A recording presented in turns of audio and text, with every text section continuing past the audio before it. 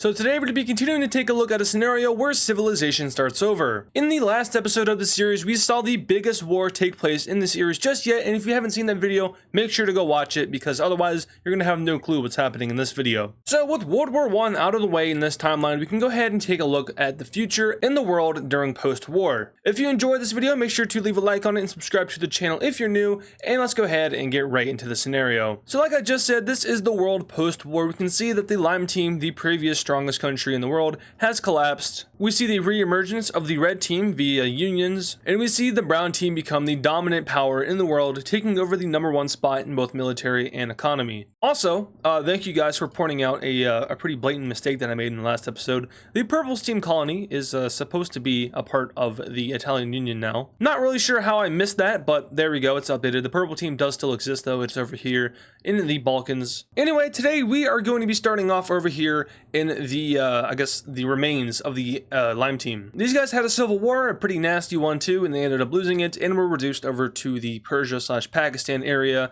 And meanwhile, the rest of India is now united under one country. And this country isn't as stable as you might think it is, and that's because of the oligarchs that are ruling it. Remember, the whole Lime team civil war happened because of a disagreement among the oligarchs, and they split into two, with 3 oligarchs over here and 4 over here. Now these 4 oligarchs are struggling to put the government together. So what are they going to do? Well, they're not going to fight a war. Instead, they will allow for the leaving of 2 large province groups in the south, and these areas aren't necessarily ruled by the oligarchs. Maybe there's one that is, went to one of these countries, but these are just areas that were disagreeing with the new government and decided that they'd be better off on their own. So the Indian government is okay with just letting them go, because the country simply just needs to rebuild. The civil war was pretty deadly. So, they're being very peaceful about it. And this government has finally decided that they want to take a democratic route, being one of the largest countries in the world to pursue such a thing as of yet. And this isn't going to be like the fake democracy that the Gold Team's alliance was pursuing. This will be real democracy, the kind of democracy that the brown team likes, which is once again kind of ironic because the brown team is not a democratic country. However, they love the ideas of democracy despite having a king. So this is what we have India looking like, and they will now go into their full rebuilding. Meanwhile, the Lime team, not so much. They're more worried about their ego. So what do? Well, they're going to take it out on this tiny little orange country over here. These guys, they don't have any allies. They are a former piece of the brown team up here, and they just never got any help from anybody, and they're also extremely weak. So the Lime team troops will move up and take their capital area. However, the orange team is not playing around. They're going to fight back. Despite being one of the weaker countries in the world, the Lime team's army is simply just dysfunctional. It has not recovered from the war effort, and a large amount of their troops get encircled in the capital of the orange country. The orange country will then start pushing back against all of the Lime team's troops, and the Lime team is like, what is happening? The 3 oligarchs that are ruling this thing are very embarrassed, as they should be. Although a pretty good counteroffensive is orchestrated over here, which eventually leads to the reconnection with the troops who were previously encircled. However, elsewhere, it just simply isn't going as well, as orange team troops are pouring into the Lime team's territory. All this while they are making steady gains over here in the west. But all in all, technically the Lime team is losing this war in terms of how much land they've lost and gained. They've definitely lost more than they've gained. So at the end of the day,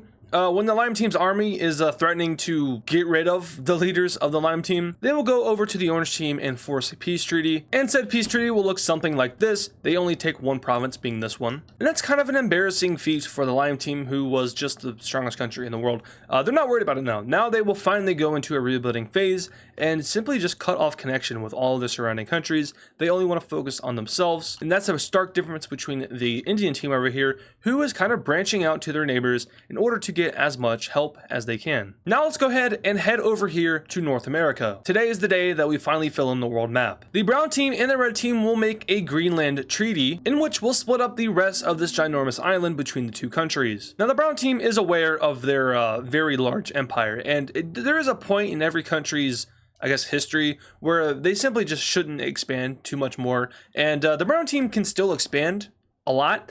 But the issue is that where they will be expanding is over here in North America, and this is a lot more land than Greenland. So if they wasted all their, expansion points on Greenland, they wouldn't be able to get as much land over here in North America. So they're going to compromise to say, hey, we'll take less of Greenland in order to get more of North America and maybe even some other territories around the world. So that does mean that the rest of Greenland will be going over to the red team. Additionally, the red team will take claim to a lot of these Canadian islands, and they will take over this entire big body of water in here, which I should probably definitely know the name of. Doesn't matter though. The rest of these islands will go over to the green team. And now we get over to the rest of North America. A treaty will be crafted between the green team and the brown team, dividing up the rest of the northwestern territories. And that treaty will look something like this. Once again, the brown team isn't taking as much land as they probably could. You know, being the #1 country in the world does give you a lot of leverage. But the northern part of North America will look something like this. And at this point, you know, this land is being settled by people. There's people living here. It just isn't like, I mean, it's kind of unofficially claimed by the brown team. Like, if I wanted to, I could just say that this was all the brown team because, you know, the citizens and colonizers of the brown team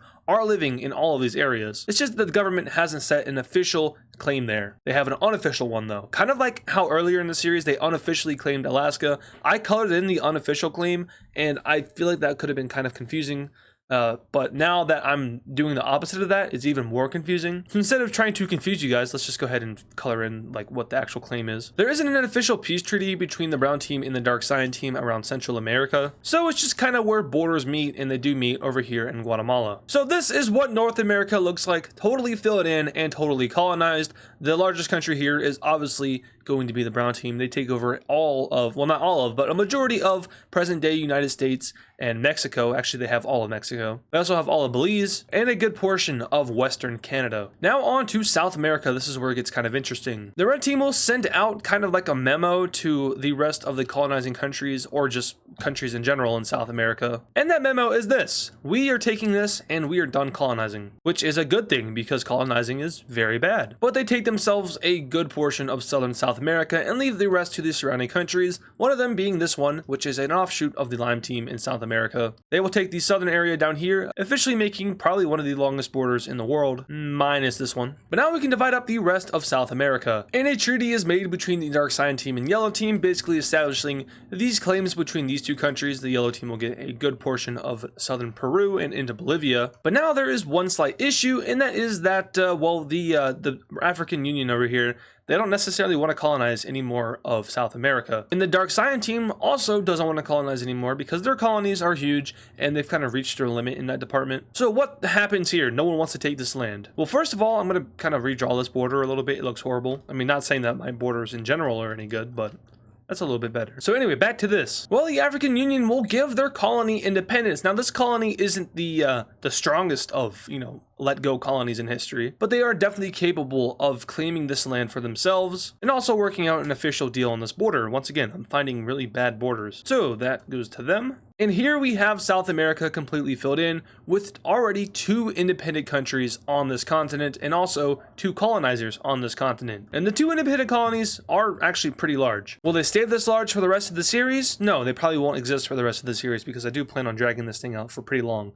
And I don't think dragging is the right word because saying dragging makes me feel like I'm like, you know, milking it. That's not what I want to do. Time is infinite, so I could just do this series for the rest of my life. I mean, this map could be pretty old. Now for Hawaii, I was kind of debating between giving them to the brown team or the Chinese team. I think we'll just give them to the brown team. It's whatever. It's not that big of a deal. But now we have every single continent filled in except for 2, being Oceania and the rest of Asia. Now at this point, these countries over here have certainly developed a lot, and they definitely are not weak anymore. That being said, they're not strong enough to like go to war and win wars, but they definitely are stable and not experiencing that many issues. The war didn't affect these guys, so they've been able to just grow as countries while everyone else was killing each other. And in particular, over here, we have a union taking place between this lime green color. I really like this color. I don't know what color it is. And this bluer one. I'm going to keep this color because, like I said, I like it. It looks cool. And the capital will remain over here next to this big lake. And by the way, this lime greener color country, I did mention that it was the strongest of these couple of countries over here. That's because of the lake. I think that was my logic. But it doesn't matter now. They have united together and they want to go north. There is a ton of unclaimed land. There's some people living up here, but it's not like super valuable. But the resources, though, they're going for the resources. So they will make their way all the way. Whoa. So they will make their way all the way up there. Oh yeah, sure. All it takes is one little pixel and the whole thing goes to hell. But they take all of this land and claim it for themselves, and they themselves become one of the larger countries in the world. And with this big accomplishment by this team, Other countries around the world are going to take notice of the rapidly lessening amount of land in the world. Specifically these guys, like this teal team right here and this pink and dark cyan team.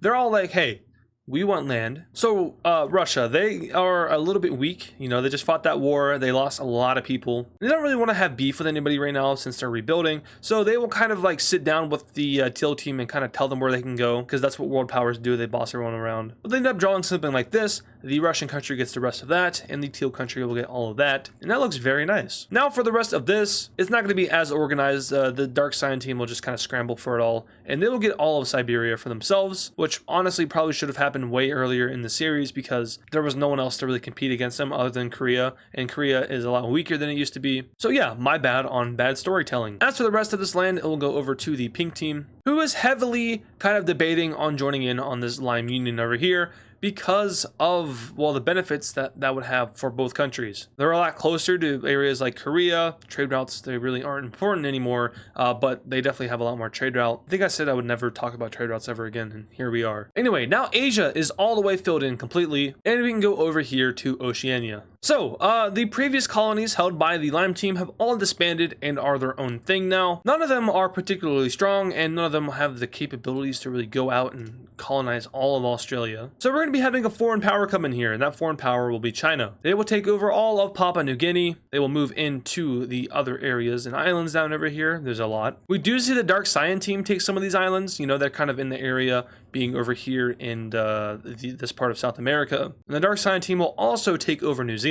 We then see the brown team finish off the last parts of their empire, landing over here in Western Australia. We also see the green team kind of move around a little bit, although not much. And China, of course, will move around as well. The last country to make a landing on the Australian island will be the dark cyan team. And at this point, it's time for one last peace treaty that will divide up unclaimed land. So let's take a look at that proposed treaty. And in this peace treaty, Australia is completely claimed and divided up amongst foreign powers. I guess the green team isn't necessarily that foreign. They did have the claim over here before the whole Lime team collapsed. But China's way over here, the brown team's mainland is way over here, and so is the dark cyan teams, although they do have colonies that are a lot closer, like in Madagascar or over here in South America. But now we can zoom out and take a glamour at our beautiful world map, and you're going to notice that the New World, along with Africa and Australia, have little to no capitals in them, and that's because the world is mostly colonized at this point. Around 4 continents are basically just foreign powers having claims over foreign land, and really only 2 continents have actual countries in them, being Europe and Asia, and of course there are some outliers like